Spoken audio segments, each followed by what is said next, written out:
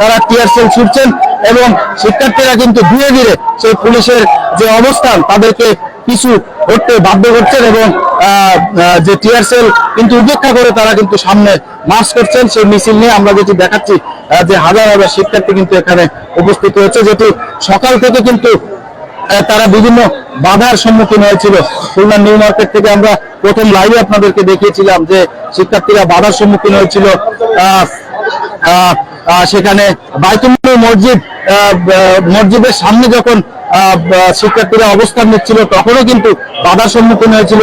তবে হাজার হাজার শিক্ষার্থী যখন তারা একত্রিত হয়ে তাদের মিছিল যখন কিন্তু তারা মার্চ করছিল তখন কিন্তু পুলিশ পিছু হটতে বাধ্য হয়। এরপরে সোনারাঙ্গা বাস